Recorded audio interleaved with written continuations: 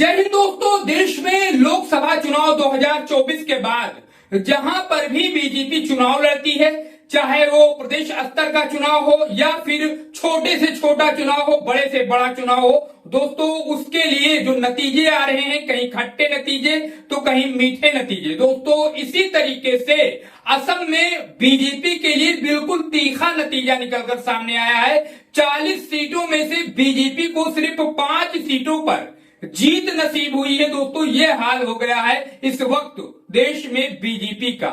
दोस्तों कहने वाले कहते हैं कि बीजेपी का ग्राफ ऊपर जा रहा है, लेकिन दोस्तों इस असम के चुनाव के बाद ये साफ होता दिख रहा है कि बीजेपी का ग्राफ ऊपर नहीं बल्कि बहुत ही नीचे डाउन हो रहा है। क्या है दोस्तों पूरा मामला, कौन सा चुनाव था, बिल्कुल विस्तृत हम इस रिपोर्ट में आपको बता रहे हैं। दोस्तों असम के बोडोलैंड टेरिटोरियल काउंसिल बीटीसी के चुनाव परिणामों में इस बार बोडोलैंड पीपुल्स फ्रंट ने शानदार वापसी की है। बीपीएफ ने 40 में से 28 सीटों पर जीत दर्ज करते हुए स्पष्ट बहुमत हासिल कर लिया है। दोस्तों इसके साथ ही पार्टी ने प्रदेश की राजनीति में अपनी पकड़ मजबूत कर ली है।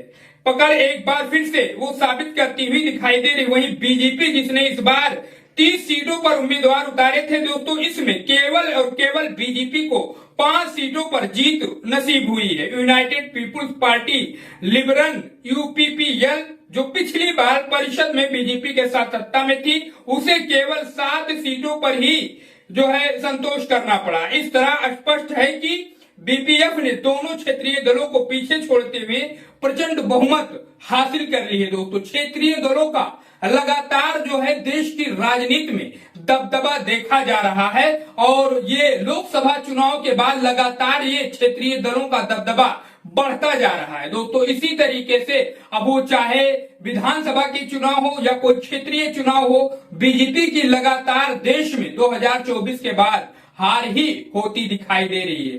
जो ग्राफ बता रहे हैं दोस्तों बीजेपी का आसमान छू रहा है। दोस्तों इस नतीजे के बाद आपको क्या लगता है, बीजेपी का बढ़ता ग्राफ है या फिर गिरता हुआ ग्राफ है? अपनी राय हमें कमेंट बॉक्स में बताइए। और जो आने वाले देश में कई प्रदेशों में विधानसभा के चुनाव है दोस्तों, उसमें क्या हो सकता है, क्योंकि लोकसभा 2024 के बाद बीजेपी का जो हाल हुआ है पूरे देश में ये किसी से छुपा नहीं है। किस तरीके से वो सरकार बना रही है और किस तरीके से वो सरकारों को गिरा रही है।